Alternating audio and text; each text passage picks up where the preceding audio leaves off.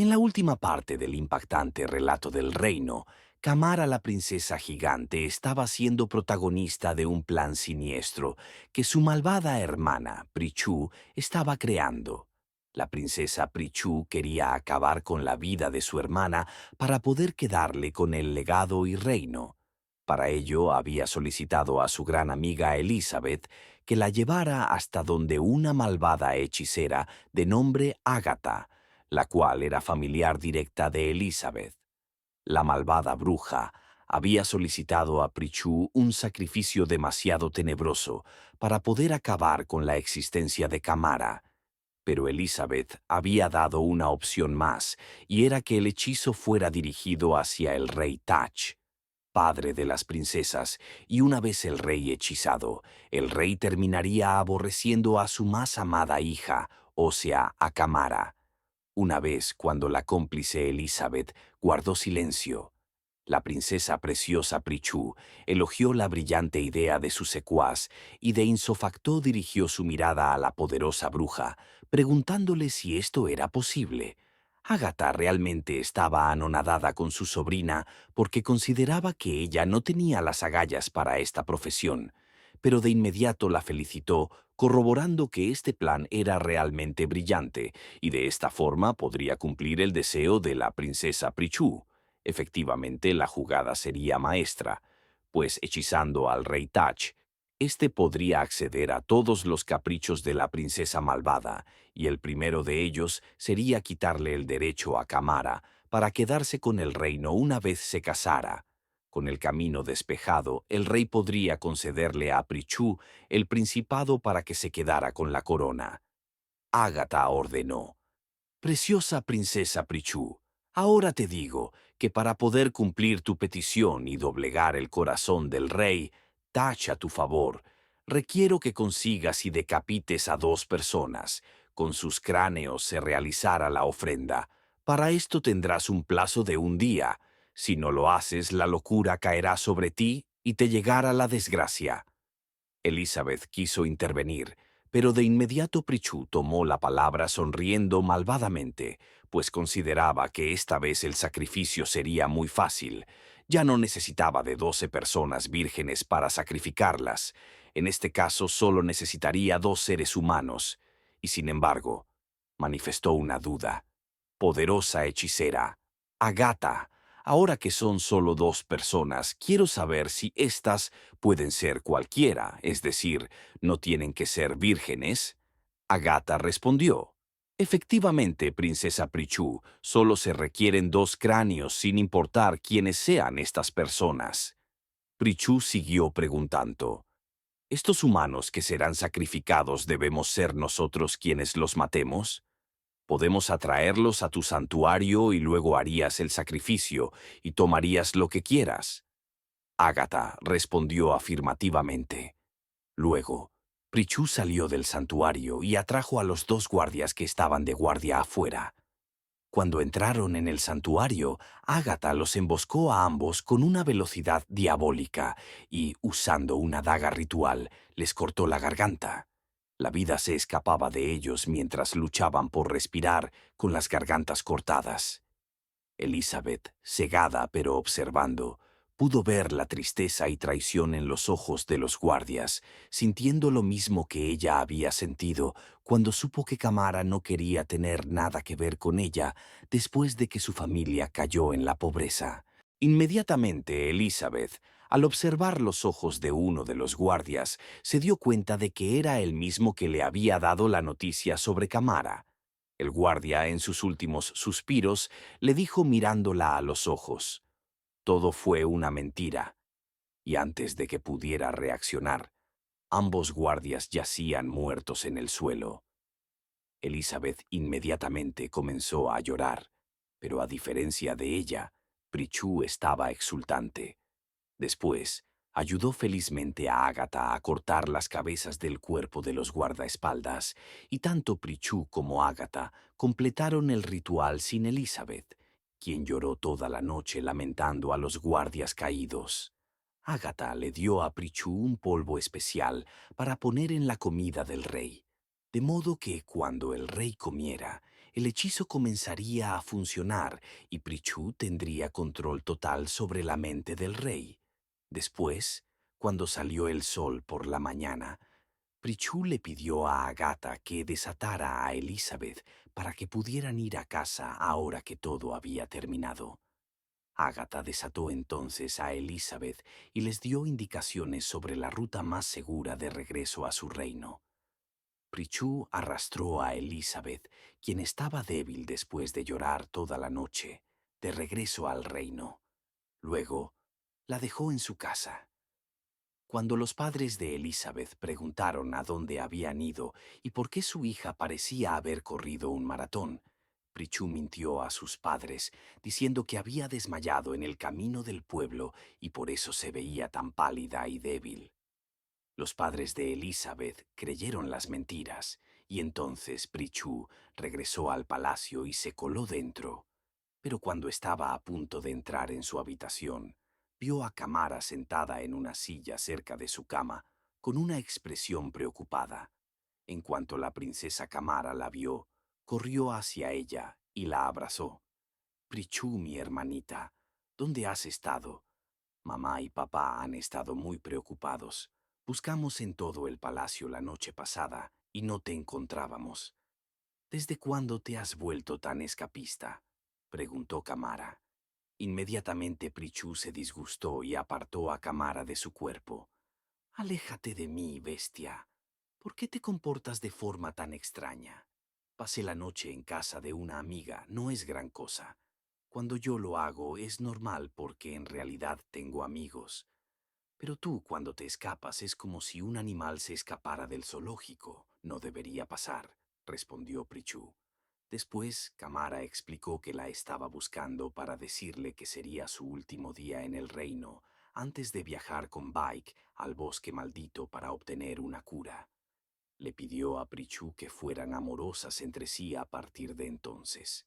Prichu, sin embargo, le respondió con dureza y le expuso sus resentimientos hacia ella. Tras la conversación, Camara, llorando, abandonó la habitación de Prichu. Más tarde, esa mañana, Prichu fue a los aposentos del rey para informarle dónde había estado el día anterior y por qué algunos de los guardias del palacio faltaban. Cuando llegó a los aposentos del rey, echó un vistazo por la puerta y vio al rey sentado solo en su trono. Entró y le saludó. «Buenos días, papá, que tus días sean bendecidos». El rey Tach respondió. «¿Qué hay de bueno en la mañana? Una de mis hijas desapareció misteriosamente con algunos de mis guardias del palacio y ni siquiera dejó una pista de su paradero. Prichu, mi hija, ¿no sabes que no pude dormir anoche porque me preocupaba por tu seguridad?», dijo el rey Tach a Prichu. «Lo siento, papá, pero no le des tanta importancia. Solo quería pasar la noche en casa de una amiga y eso es todo. No te informé porque pensé que no te importaría, ya que soy tu segunda hija y no tu amada primogénita, Camara», respondió Prichu al rey Tach. El rey Tach inmediatamente le respondió a Prichu. «Oh, por favor, ¿qué es lo peor que me haría, papá, aumentar mi castigo? Ahora, si me disculpas, ya te he dicho lo que quería decirte. Ahora puedo seguir mi camino si quieres», dijo el rey Tach. Luego bajó la voz a un tono triste y siguió hablándole. «Prichu, sé que últimamente has estado actuando de manera inadecuada porque escuchaste que tu hermana pronto se casará, y sé que podrías tener miedo de que las cosas cambien rápidamente en el palacio. Yo entiendo. Yo también estoy asustado. Ambos hemos tenido que cuidar de tu hermana mayor desde que tu madre murió, y dadas las circunstancias, no ha sido fácil. Sé también que siempre has querido suceder a mi trono en lugar de tu hermana mayor, Camara, pero te ruego que dejes ir esa ambición. No puedes seguir odiándola. Únete a ella y ayúdala a gobernar bien este reino cuando yo me haya ido. Por favor, no estoy cada vez más joven», dijo el rey Tach a Prichu. Cuando Prichu escuchó esto, sonrió silenciosamente y en un tono alegre pero falso respondió al rey Tach. Está bien, papá. Te he escuchado y comprendo que solo quieres lo mejor para ambos. Te prometo que, a partir de ahora, arreglaré las cosas con mi hermana y haré todo lo posible para hacerte feliz, dijo Prichu. Oh, Prichu, eso sería maravilloso. Estoy muy contento de que finalmente hayas tomado conciencia. De hecho, estoy levantando el castigo que te había impuesto anteriormente. Creo que te lo has ganado, dijo el rey Tach. Oh, en serio, gracias, papá. En ese caso, permíteme organizar una última cena de despedida para Kamara para que todos podamos sentarnos y comer juntos como familia una última vez antes de que emprenda su viaje, dijo Prichu al rey Tach. El rey Tach entonces aceptó y dijo, ¿por qué no? Por favor, adelante y organiza la cena para que podamos poner a esta feliz familia de nuevo en marcha, dijo el rey Tach. Luego Prichu respondió, por supuesto, papá, y dejó la presencia del rey para regresar a su habitación. Si tan solo el rey Tach supiera a lo que había accedido. Más tarde, ese día por la noche, Prichu había preparado una cena de despedida para la familia, arroz frito y pollo, y se aseguró de que todo el pollo estuviera doblemente sazonado y extra picante. Cuando terminó de preparar la cena, envió a algunos sirvientes para avisar al rey y a Kamara que la cena estaba lista. Cuando el rey Tach escuchó a los sirvientes, se alegró y se sorprendió de que Prichu realmente hubiera cumplido con lo que le había prometido. La que más se sorprendió, sin embargo, fue Kamara. Cuando los sirvientes le informaron de la última cena que Prichu había preparado, en un tono de sorpresa, Kamara preguntó, «¿Mi hermana menor, Prichu, preparó una cena de despedida para mí? ¿Qué estará tramando ahora? No lo creeré hasta que lo vea». A regañadientes, Kamara se preparó y fue al comedor real para ver que, de hecho, Prichu había preparado la cena para la familia, que era arroz y pollo, su plato favorito. En un estado de confusión, Kamara se sentó a la mesa y se sirvió arroz y pollo. Pero antes de empezar a comer, le dijo a Prichu, Prichu, es todo encantador, pero no puedo evitar preguntarme por qué esta mañana, cuando vine a tu habitación, casi me mordiste la cabeza y ahora estás cocinando una cena de primera clase como un paquete de despedida para mí antes de que me embarque en mi viaje con mi prometido. Lo siento, pero me resulta difícil creer esta repentina transformación tuya. Prichu le respondió, bien, ¿qué puedo decir? Después de que te fuiste de mi habitación, tuve tiempo de pensar en lo que dijiste, y papá también me dijo algo en sus cámaras que realmente llegó a mi corazón. Ambos tienen razón. Creo que es hora de enterrar el hacha, Kamara. Eres mi hermana mayor y te amo. Estoy feliz de que te vayas a casar, y sería un placer apoyarte cuando lo anuncies. Por favor, perdóname por todo el dolor que te he causado a lo largo de los años. Estaba equivocada y fui egoísta. Ahora veo el error en mis caminos. Así que, por favor, come esta cena de despedida como un gesto que muestra mi amor por ti. Prichu lo dijo con completa convicción. Tan pronto como lo mencionó, los ojos de Kamara estaban llenos de un gran alivio. Ella respondió de inmediato, Prichu, esto es tan maravilloso que finalmente estés aceptando. Y por supuesto te perdono. Ahora vamos a comer esta cena y beber vino como una conmemoración de una nueva era en nuestra familia. Así que el rey Tach, Prichu y Kamara comieron y compartieron risas y cumplidos durante toda la noche. Pero, de repente, algo sucedió que insinuó que Prichu había estado fingiendo todo este tiempo. Mientras comían, el rey Tach bromeó diciendo que Prichu usó pollo extranjero al cocinar, porque tenía un sabor muy diferente al pollo que usualmente come. Después de este comentario, Kamara intentó alcanzar un trozo de pollo para saber qué tenía de especial, pero Prichu le golpeó la mano estirada, impidiéndole de forma paranoica. Preparé el pollo especial para cada una, así que no quiero que prueben la comida de la otra, dijo Prichu. Kamara finalmente acordó no comer el pollo de papá. Lo que no sabía era que Prichu les estaba mintiendo. La verdadera razón por la que no permitió que probara la comida de su padre, el rey Tach, era porque había adulterado su comida con un encanto que Ágata le había dado. Y sabía que si Kamara se unía al rey Tama en comer su comida, el encanto podría resultar ineficaz. Así que Prichu fingió toda la cena y su redención como un plan para engañar a su padre, que ya estaba sospechando, para que comiera su comida sin saber la mentira. Después de que el rey Tach terminara de comer, fue golpeado por un profundo sueño, como si estuviera enfermo, ya que el encanto comenzaba a hacer efecto en su cuerpo. Prichu lo notó y sonrió traviesa, sabiendo que su plan finalmente había dado resultado. Así que fingió estar preocupada y acompañó al rey Tach a su habitación. Cuando llegaron, ayudó a su padre a acostarse y lo arropó, y justo cuando estaba a punto de dormirse, le susurró al oído: «Duerme libremente ahora, papi. Mañana serás mi esclavo». Y entonces le besó la frente. A la mañana siguiente, Kamara se despertó temprano para preparar a los guardias reales que la escoltarían a ella y a Baike en su búsqueda en el bosque maldito. Cuando terminó de prepararse, esperó ansiosamente a que su padre la pidiera desde el palacio, pero no lo encontró por ningún lado, al igual que a Prichu. Así que cuando Kamara estaba a punto de enviar a uno de los sirvientes para verificar al rey, Prichu salió inmediatamente para despedirla, deteniendo al sirviente y diciendo que su padre todavía estaba durmiendo. «Kamara, mi querida hermana, nuestro anciano padre todavía está durmiendo, pero ahora puedes irte.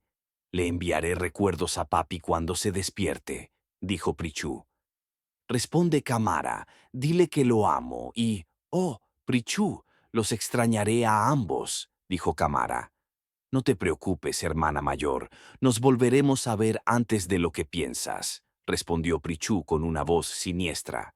Después de su breve conversación, Kamara partió con su séquito para recoger a Baike en su casa. Cuando llegó allí, él ya estaba listo y se unió a ella de inmediato mientras se dirigían hacia el bosque maldito.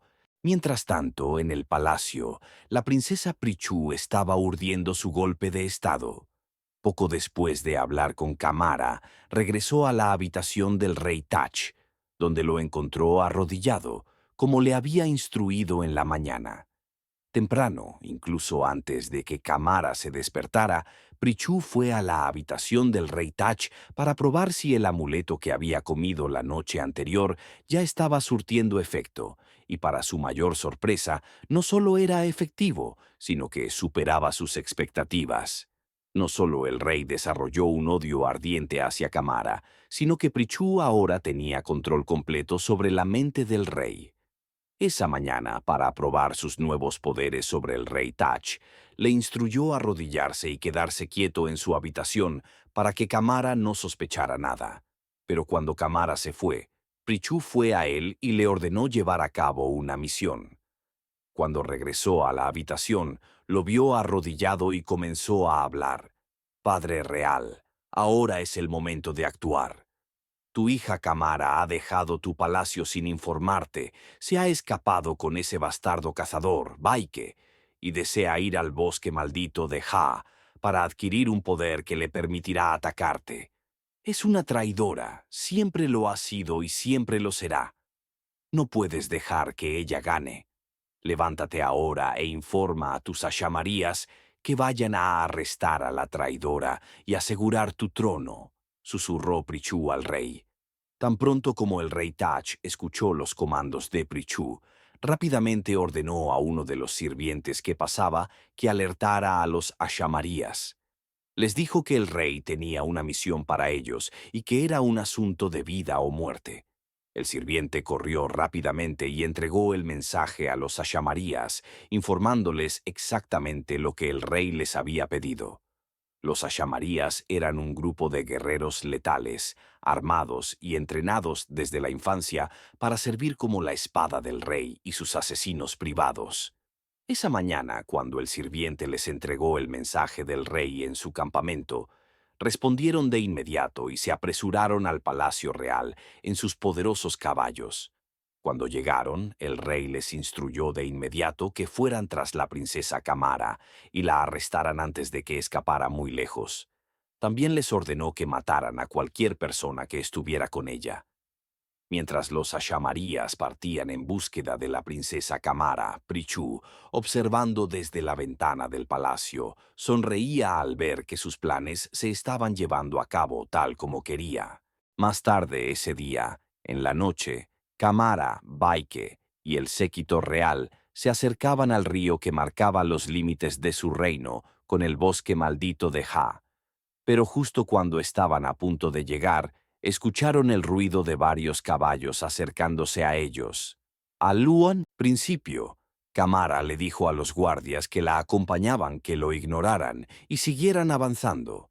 Pero al ver que los guerreros a caballo se acercaban en su dirección específica, les pidió a sus guardias, incluido Dick, que se armaran y se prepararan para cualquier cosa. Los guerreros se acercaron y eventualmente los rodearon con sus caballos, ya que eran más en número que el séquito de Camara. Pero de repente, Camara notó el emblema en su armadura y rápidamente reconoció que era el símbolo de los guerreros de la Gran Mar Océano. Entonces Camara comenzó a hablar. En su presencia, grandes guerreros de la Gran Mar Océano, los leones del sur, ¿por qué emboscan a su princesa coronada? El líder de los Ashamarías respondió a Camara: Princesa Camara, por orden del rey Tach, estás bajo arresto por traición contra tu reino. Camara respondió: ¿De qué están hablando? No cometí ningún acto de traición contra mi reino, y lo que están diciendo es obviamente una tontería, porque mi papá nunca me arrestaría. Camara inmediatamente se volvió hacia los guardias que estaban con ella y les ordenó: Guardias reales, subyugad a este impostor. En cuestión de segundos, los guerreros de la Gran Mar Océano y los guardias reales se enzarzaron en una batalla épica. Pero tan pronto como comenzó, terminó rápidamente, ya que los Ashamarías no perdieron tiempo en matar a todos los guardias reales que los atacaron en solo unos minutos, mostrando claramente lo poderosos y aterradores que eran. Solo quedaron Dick y la princesa Camara vivos. Al ver los cuerpos de sus guardias caídos, Camara se llenó de tristeza y rabia, y en ese momento su mente quedó en blanco. Todo lo que podía pensar, ver y sentir era ira. Con su físico musculoso y fuerza sobrenatural, se abalanzó sobre los Ashamarías para vengar a sus guardias caídos. A medida que la batalla avanza, los Ashamarías caen uno tras otro. El líder de los Ashamarias, Farouk, ordena a sus 10 hombres más fuertes, quienes aún están en pie en el campo de batalla, que se retiren. Golpeados y maltrechos por Camara, obedecen y retroceden mientras la noche se acerca. Sin embargo, cuando Camara los ve huir, les grita: «¡Cobardes! Vinieron aquí bajo falsos pretextos para secuestrarme y pedir un rescate, mintiendo que mi padre los envió.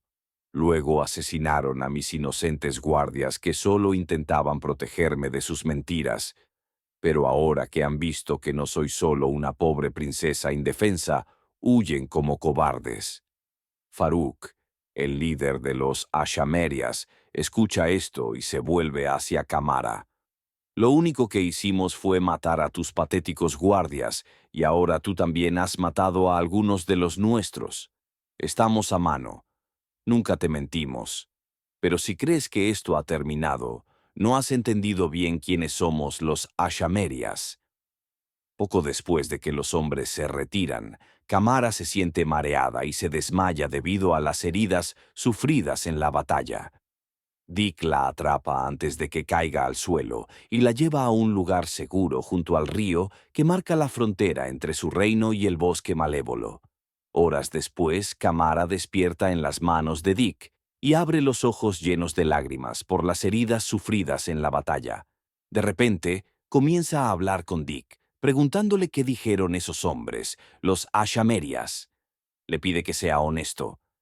¿Realmente cree mi padre que cometí traición? Dick responde de inmediato. ¿Cómo puede siquiera considerar esa idea? Esos supuestos Ashamerias son unos mentirosos. Míralos. ¿Se parecen en algo a personas que puedan estar asociadas con la familia real? Tu padre nunca podría haberse relacionado con esos hombres salvajes, y mucho menos enviarlos para atacarte. No debes creer ni por un segundo sus mentiras. Camara le responde, Dick, literalmente maté a más del 70% de su ejército, y aún así, cuando los desafié mientras huían, repitieron lo mismo que nos dijeron cuando llegaron, que mi padre los envió. Y estamos hablando de los Ashamerias, no de cualquier guardia del palacio. Confundido, Dick pregunta, ¿qué tiene de especial esta supuesta milicia Ashamerias? ¿Por qué hablas de ellos como si fueran una especie de deidad? Acabas de derrotar a la mayoría de sus hombres en combate y les has partido la cabeza. No entiendo. No me estás contando toda la historia, Camara. Camara sostiene el rostro de Dick y responde, mi amor, no puedo contarte toda la historia porque tengo vergüenza de mi pasado, lo que mi mera existencia ha costado a todos los que he amado. Pero habla conmigo, mi amor. Sabes que puedes contarme todo, respondió Dick. Camara comenzó a hablar con voz débil, pues estaba muy enferma. Mi amor, dijo, la historia que te voy a contar es la que mi madre me relataba cada noche cuando aún vivía. Te la cuento solo porque te amo. ¿Te interesa? Por supuesto, mi amor. Estoy atenta. Puedes confiar en mí, respondió Dick. Camara prosiguió. Hace mucho tiempo, cuando tenía solo unos meses de nacida, mi padre me llevó ante tu difunto abuelo Dimple, el sumo sacerdote más importante de nuestra tierra. Tenía un problema al nacer. No lucía como los demás bebés. Mi cabeza era grande y mi cuerpo rígido y duro, a diferencia de otros niños con cabezas de tamaño normal y cuerpos suaves y flexibles. Mis padres, el rey Tama y la reina Shena, estaban muy preocupados, pero en ese momento pensaron que lo superaría. Desafortunadamente, a medida que crecía, solo presentaba más rasgos extraños. Mis brazos se volvieron extremadamente musculosos. Mi cabeza aumentó de tamaño y mi cuerpo se puso más rígido y pesado que nunca, como el de un hombre adulto. A los 3 años, cuando mi padre, el rey Tach, se dio cuenta de que mi condición no era solo una anomalía menor, me llevó ante tu difunto abuelo para que intercediera ante los dioses y me librara de mi enfermedad. Al llegar al santuario, mi padre le preguntó a tu abuelo cuál era la causa de mi estado. Tu abuelo respondió que se debía a que él había roto su juramento, mi señor, y se había casado con una extranjera. Ahora los dioses lo castigaban no solo dándole una hija como primogénita, sino también dándole rasgos masculinos para burlarse de él. Mi padre, el rey Tach, entonces le suplicó a Dimple, oh, gran Dimple, ¿no se puede hacer nada para salvar a mi pobre niña? No es culpa de ella. Yo soy quien rompió mi propio juramento. Yo soy quien debería sufrir. Por favor, gran Dimple, ayúdala. Entonces Dimple respondió, mi rey, desearía poder ayudarte, pero mientras agito estas cuentas y miro en las llamas, solo veo sufrimiento y vergüenza para esta niña. Crecería triste y sola, ya que nadie querría estar asociado con ella, e incluso los pocos que lo hicieran eventualmente la traicionarían. La condición de tu hija solo empeoraría y su tiempo en este mundo sería corto. A los 14 años, la edad en la que se supone que debe ser iniciada en el culto de Osunmar, si fuera de sangre pura, moriría. Mi padre entonces se arrodilló y suplicó, por favor, Dimple, te lo ruego en nombre de mi corona, ten piedad de mi hija. ¿Acaso fue un crimen seguir mi corazón y amar a María? ¿Fue un crimen? Por favor, Dimple. Entonces Dimple respondió, yo no soy quien debe tener misericordia, no es mi lugar, sino el de los dioses. Así que, mi rey, si realmente quieres salvar a tu hija, ya sabes lo que debes hacer. Apaciguar a tus hermanos y a los dioses. ¿Necesito decirlo? El rey Tach respondió, no, nunca podré hacer eso. Ella es mi corazón, ella es mi amor. Desafié a los dioses y me casé con ella, porque llegué a amar a una extranjera. Sí, lo admito, y resentía el juramento que hice cuando tenía solo 14 años. Por favor, los dos reinos pueden coexistir. Ayúdame a rogar a los dioses por mi hija. Por favor, Dimple, te lo suplico. Dimple respondió al rey en un tono triste. Lo siento, mi rey, pero todos saben que cuando los dioses toman una decisión sobre un asunto, no se retractan.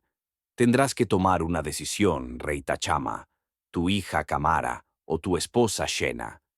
Eso fue lo que mi abuelo le dijo a mi padre, el rey Tama, finalizó Kamara, interrumpida por Dick. Dick entonces respondió, espera, Kamara, ahora estoy muy confundido. ¿Cómo se relaciona esto con el hecho de que sospeches que esos guerreros están diciendo la verdad? Solo me estás contando una historia de tu padre y mi abuelo discutiendo sobre Samoa en el santuario de nuestras familias. No tiene ningún sentido, mi amor. Esto fue un error mío. Por favor, descansa. Ya no necesito que me expliques nada, mi amor. Mientras Dick hablaba, Kamara respondió con un tono serio y desvaneciéndose. Te estoy contando esta historia porque mi padre mismo fue uno de esos guerreros. Todos los hombres del Rey de Sangre Real desde que existe nuestro reino han pertenecido a la Hermandad del Océano Moray en algún momento, le dijo.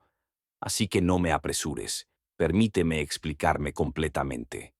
Dick entonces respondió con sorpresa. ¿Qué? ¿Qué quieres decir con que tu padre fue miembro de esos salvajes? ¿Y qué quieres decir con que yo debía pertenecer a eso? Permíteme terminar mi historia y entonces lo entenderás todo, mi amor, dijo Kamara. Dick luego respondió, está bien, mi amor. Entonces Kamara continuó hablando. Me preguntaste si realmente mi padre, el rey Tach, estuvo alguna vez entre esos guerreros, y la respuesta es sí. La razón se debe a la historia de nuestra tierra. Hace muchos años este gran reino no era más que una sección del gran imperio Apa. ¿No te refieres al reino Apa?, preguntaste con curiosidad. Lo sé, mi amor, sé lo que dije. Era el imperio Apa. El reino Apa que conoces hoy, el pueblo vecino al nuestro, es solo una sombra de lo que alguna vez fue, respondió. Antes era un imperio, y era un imperio de brujas y guerreros.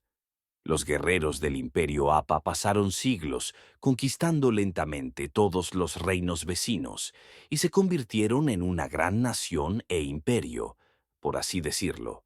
Durante este tiempo, las riquezas de nuestros reinos fueron robadas. Nuestras mujeres fueron casadas con hombres de pura sangre Apa, y nuestro pueblo fue discriminado y fuertemente grabado. Una vez que nos convertimos en segmentos esclavos de la nación, fue un tiempo de gran tristeza y crujir de dientes para nuestra gente. Nuestra gente, más que nunca, tenía fe en que algún día estaríamos libres de la tiranía de los Apa, y eran tan orgullosos y nobles como siempre, por lo que comenzaron a buscar una forma de derrotar a sus opresores. Buscaron durante mucho tiempo y finalmente encontraron una manera. Verás, el mayor problema con nuestra gente era que nunca tuvieron una forma realista de derrotar a los Apa en combate, porque el pueblo Apa eran guerreros que poseían una fuerza sobrenatural alimentada por la brujería.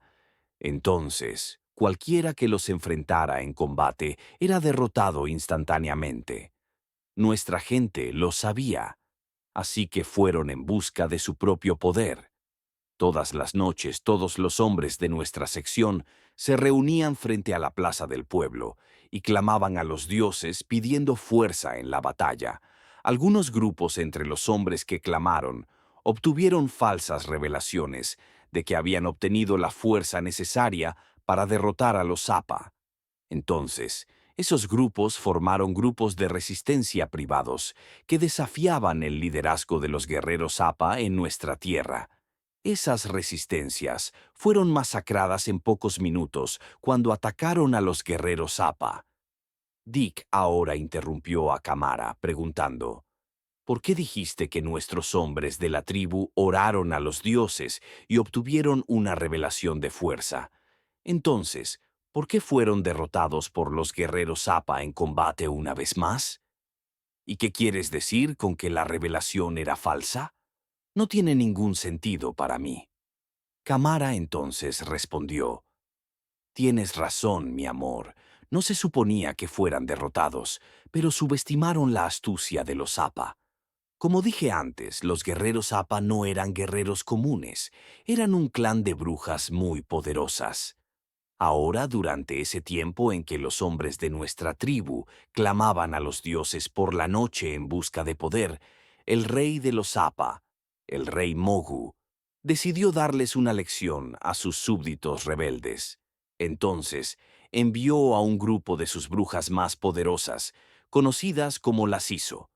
Estas brujas sembraron confusión en el campamento de lo que él llamaba la rebelión más peligrosa para el imperio Appa y su dinastía. Nuestros hombres de la tribu invocaban la simpatía de los dioses, lo que el rey sabía que podía causar serios problemas, ya que él mismo era un brujo. Por eso, su ejército élite de brujas, las Isomeri, se adelantó para cumplir las órdenes del rey.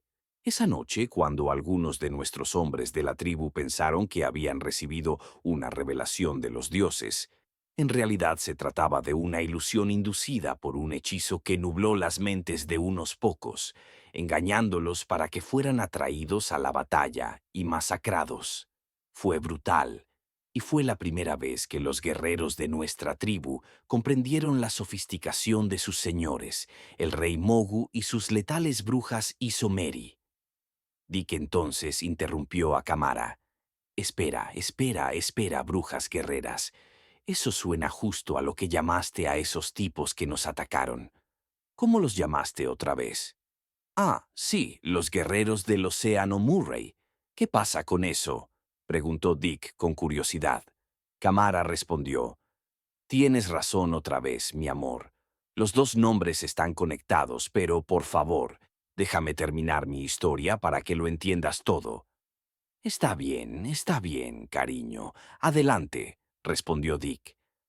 Kamara continuó: ahora, después de esa demostración de fuerza del rey Mogu, nuestros hombres de la tribu se desanimaron y casi perdieron la esperanza de escapar alguna vez de las manos de sus opresores, porque cada vez que querían pedir a los dioses poder para desafiar a los Zappa, sus Isomeri siempre usaban la brujería para causar confusión en nuestros campamentos e inclinar la balanza a su favor. Esto continuó durante muchos años hasta que tu familia intervino. Querida, dijo Kamara a Dick, y luego hizo una pausa.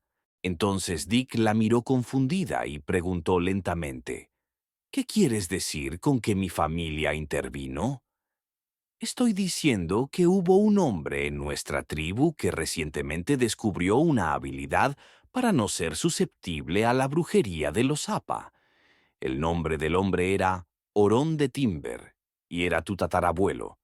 Tan pronto como Dick escuchó esto, se detuvo en estado de shock y luego le susurró a Kamara: Orón de Timber, el primer vidente. Mi abuelo tenía esas palabras grabadas en su santuario. Kamara respondió: sí, él fue el primer sumo sacerdote de nuestra tierra, y él fue la razón por la cual obtuvimos nuestra libertad. Dick luego preguntó: ¿pero cómo? ¿Cómo ayudó este antepasado mío, Orón de Timber, a lo que otros que vinieron antes de él no lograron? ¿Y cómo no era susceptible a la brujería de los Zappa?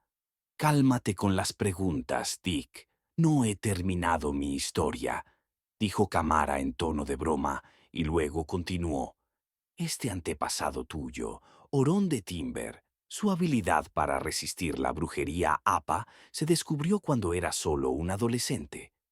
Verás, Orón en realidad nació con rigidez muscular, al igual que yo, pero su condición era mucho peor. De niño apenas podía caminar, hablar o incluso comer bien. Era una pesadilla para sus padres, que tenían que trabajar constantemente horas extras para mantener a su hijo discapacitado. Pero aquí está la cuestión.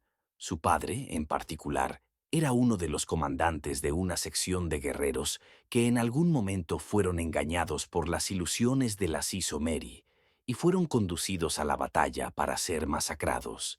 Cuando irrumpió en la casa, su esposa estaba afuera preparando la comida para la familia y Oré estaba en la sala de estar jugando con algunos instrumentos improvisados.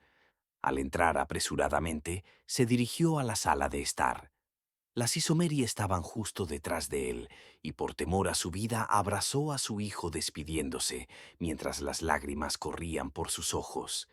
Pero en ese mismo momento, los ojos de Oré brillaron y las puertas de la casa se cerraron. Las Isomeri usaron todos los hechizos y trucos que tenían para intentar entrar en la casa de Orón, pero mientras sus ojos permanecieran brillando, todo resultó inútil. Cuando las Isomeri se dieron cuenta de lo que estaba pasando, huyeron de su casa asombradas, ya que nunca habían visto a un brujo más poderoso que ellas, y lo peor de todo, de nuestro reino. En esta parte de la historia, Dick se puso de pie y comenzó a caminar de un lado a otro con las manos cruzadas. La noche ya había llegado y Kamara había comenzado a recuperar su fuerza sin saberlo. A solo unas pocas millas de distancia, las Isomeri que huyeron también se estaban recuperando, planeando contraatacar. Entonces Kamara se sentó y le preguntó a Dick con un comportamiento alegre: Mi amor, ¿por qué caminas de un lado a otro como si aguantaras la orina? ¿Dije algo que te molestara? Dick respondió inmediatamente: No, Kamara, solo estoy confundido. ¿Cómo obtuvo mi tatarabuelo ese tipo de poder para evitar que las brujas entraran a su casa? Le preguntó Dick a Kamara con curiosidad. Kamara entonces respondió: Lo creas o no, mi amor, fue por su condición de enfermo. Verás, como Oré era enfermizo, sus padres siempre sirvieron como un puente entre él y el mundo exterior. Nunca salía a buscar su propia comida, así que sus padres cultivaban su propia comida para que nunca le faltara nada. Todo lo que alguna vez necesitó le fue proporcionado y nunca tuvo amigos o forasteros a quienes ver. Literalmente todo su mundo eran solo sus padres, y ese era el secreto del poder que nuestros guerreros buscaban. ¿A qué te refieres?, preguntó Dick con curiosidad. Kamara luego respondió: Para obtener la fuerza necesaria para derrotar a nuestros enemigos, nuestra tribu tenía que abstenerse de cualquier cosa y todo lo asociado con los Zappa: su cultura, su comida, sus mujeres, incluso hasta el agua de su continente. Tenía que ser una absoluta prohibición para cualquier hombre que buscara la fuerza de nuestros dioses para derrotar a sus enemigos. Esto era lo que les faltaba a nuestros guerreros, y tu tatarabuelo fue la clave para descubrirlo porque, sin saberlo, sus padres lo consagraron a los dioses al abstenerse de todas las cosas externas. Después de ese día en que derrotó a las guerreras Isomeri que vinieron a atacar a su padre al evitar que entraran en la casa, los hombres de nuestra tribu se encargaron de entrenarlo en los caminos de los dioses, para que, cuando llegara a la madurez, la sabiduría y su poder recién descubierto pudieran ayudarlos a obtener tal poder. Y así sucedió. Cuando Orón alcanzó la mayoría de edad, fue ungido como el primer sumo sacerdote de nuestra tribu. Entonces, él solo suplicó a los dioses durante 30 días por el poder para derrotar a nuestros enemigos. Fue entonces cuando se le reveló el secreto de la consagración, y así informó a los guerreros de nuestra tribu lo que tenían que hacer si deseaban tal poder. Y ahí fue cuando comenzó la purga. Nuestros guerreros comenzaron lo que se conoce como la archia en nuestra historia, que era la limpieza y consagración de nuestros hombres. Aquellos que comían comida extranjera de los Apa o de otros reinos vecinos dejaron de comer esa comida. Aquellos que participaban en las actividades culturales de otras tribus dejaron de hacerlo por completo, y aquellos que se casaron con esposas extranjeras de APA o de ascendencia extranjera las echaron. Al hacer estos duros rituales de consagración, pudieron alcanzar la fuerza de los dioses y se convirtieron en los guerreros del océano Murray, como los llamaba tu tatarabuelo. Dick interrumpió a Kamara. Mary, ¿no es esa la última parte del nombre de esos guerreros que nos atacaron? Exactamente, respondió Kamara. Meri significa guerreros en nuestra antigua lengua nativa y Archia significa consagrado. Entonces, en otras palabras, los Asham Meri se traduce directamente como guerreros consagrados. Al escuchar esto, Dick se llevó las manos a la cabeza y luego preguntó: Kamara, entonces, para convertirte en una Asham Mary, necesitas tomar el juramento de consagración extrema. Exactamente. ¿Cómo rompió tu padre este juramento? ¿Y cómo estás involucrada en todo esto? Kamara respondió: Ya llego a eso, mi amor. Te conté toda esta historia para explicarte lo sagrado que es este grupo de guerreros que nos acaba de atacar y lo fundamentales que son para nuestra cultura y nuestra historia. Te conté toda esta historia para que supieras que con la fuerza obtenida de los dioses después de tomar el juramento, nos rebelamos contra los Apa y recuperamos nuestra tierra. No solo eso, sino que, con el impulso de nuestra victoria, otros reinos también obtuvieron su propia libertad durante ese periodo, debilitando al imperio Apa a una simple mancha de tierra, la que vemos hoy. Y después de la guerra que nos dio la libertad, estos valientes guerreros, los Asham Meri, decidieron establecer un nuevo gobierno revolucionario, coronando a su líder, un antepasado mío, como rey de toda la tribu. Así comenzó la dinastía de mi familia. Dick entonces interrumpió a Kamara y preguntó en un tono áspero: Kamara, por favor, estoy cansado de esta lección de historia. Lo único que te pregunté fue por qué alguna vez pensaste que tu padre envió a estos hombres contra ti, y no has respondido eso. Ahora te pregunto, ¿qué juramento exactamente rompió tu padre y cómo estás involucrada en todo esto? Kamara, por favor, háblame.